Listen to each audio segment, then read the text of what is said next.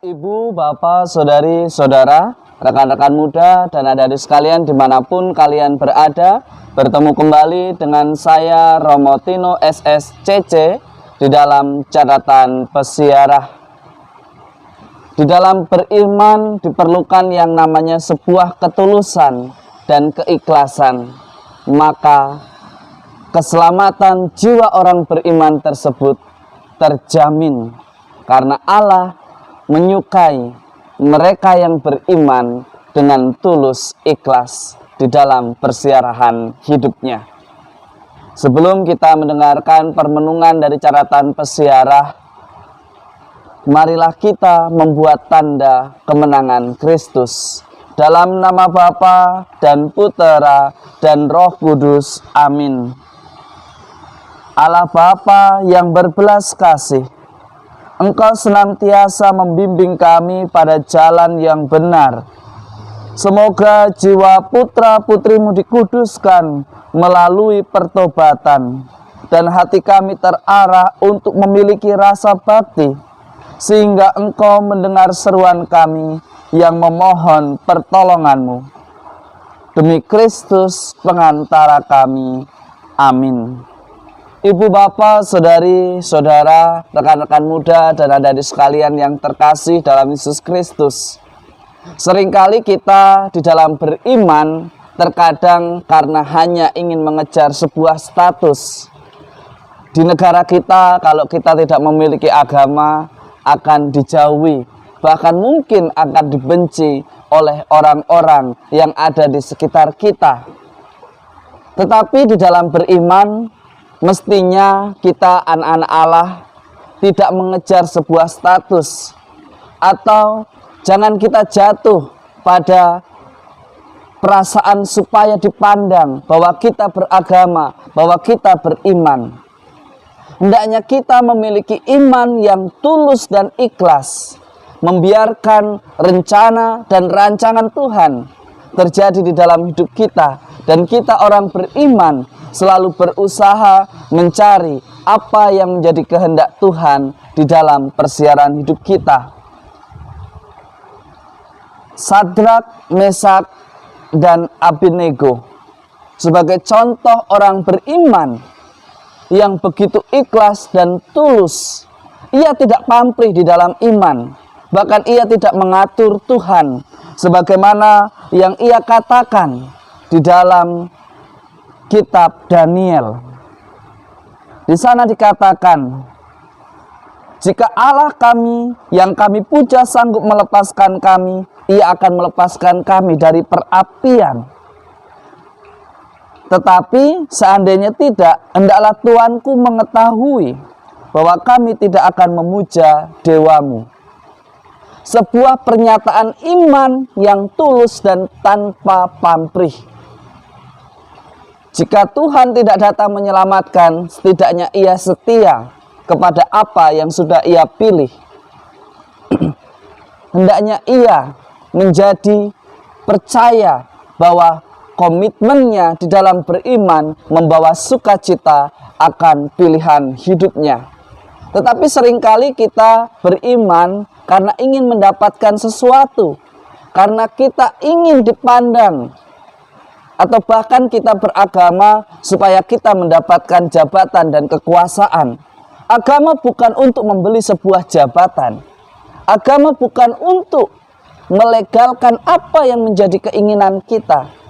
Beragama membuat kita semestinya menjadi manusia yang lebih bermartabat, berani mengasihi, berani terlibat, dan selalu mengusahakan bahwa kehadirannya selalu menjadi berkat. Sebagaimana dikatakan oleh Ignatius dari Loyola, ketika berbicara dengan Allah, kita mestinya berbicara dengan pribadi yang konkret, bukan pribadi yang kabur dan jauh dari kehidupan kita. Seringkali kita berdoa, berangan-angan, berharapan dengan sesuatu yang mustahil, dan kita tahu bahwa kita tidak bisa mencapainya. Ketika harapan doa kita tidak dijawab, lalu kita mulai membenci Tuhan. Jika kita mengaku bahwa kita adalah anak-anak Allah, mestinya belajar mencari apa yang menjadi kehendak Tuhan sebagaimana dikisahkan di dalam Injil Yohanes. Apabila anak memerdekakan kamu, kamu pun benar-benar merdeka. Orang yang nating tulus di dalam beriman atau ikhlas di dalam beriman, ia akan menemukan kemerdekaan. Ia tidak pernah terpaksa melakukan ritual keagamaannya. Ia tidak akan pernah merasa bahwa berdoa adalah suatu kewajiban, karena berdoa adalah kebutuhan di dalam pertumbuhan iman kita. Yesus sudah memerdekakan kita dari dosa. Jangan kita mau menjadi hamba dosa, karena kita adalah anak-anak Allah, karena kita adalah anak-anak terang. Jikalau Allah adalah Bapamu, kamu akan mengasihi aku, sebab aku keluar dan datang dari Allah, dan aku datang bukan atas kehendakku sendiri, melainkan Dialah yang mengutus aku. Tuhan kita Yesus Kristus berasal dari Bapa. Ia datang menyapa kita. Masa prapaskah hampir berakhir. Semoga pertobatan selalu terus-menerus kita lakukan. Tidak berhenti karena masa prapaskah berakhir, tetapi berhenti saat Tuhan datang menjemput kita. Seringkali kita berdoa, Tuhan bebaskanlah aku dari pandemi COVID, bebaskanlah aku dari ini dan itu. Tetapi cara hidup kita tidak sesuai dengan doa kita. Kita menjadi pribadi yang ogah menggunakan masker. Kita menjadi pribadi yang tidak mau menjaga jarak, tidak rajin mencuci tangan. Berdoa di hadapan Allah harus berbicara dari pribadi yang konkret, bukan pribadi yang angan-angan, bukan pribadi yang imajiner. Karena kita adalah pribadi yang nyata. Jika kita berdoa untuk dibebaskan dari COVID, maka kita harus sadar diri, kemanapun kita pergi, kita pulang harus berani membersihkan diri. Maka kita akan dibebaskan dan akan selamat. Belajarlah untuk menjadi pribadi konkret di dalam beriman, sebagaimana Santo Ignatius Loyola mengatakannya untuk kita semua. Semoga berkat Tuhan senantiasa melindungi dan memberkati kita dalam nama Bapa dan Putera dan Roh Kudus. Amin.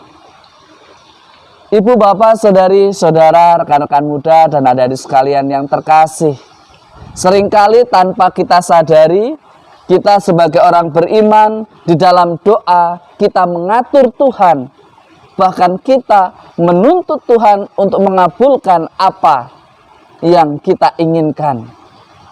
Padahal orang beriman mestinya berdoa, membiarkan rencana Tuhan terjadi di dalam hidup kita, dan kita umatnya mestinya belajar mencari apa yang menjadi kehendak Tuhan, bukan justru mengatur Tuhan, tetapi membiarkan Tuhan melakukan apa yang terbaik di dalam hidup kita menurut waktunya. Selamat beraktivitas, Tuhan memberkati. Amin.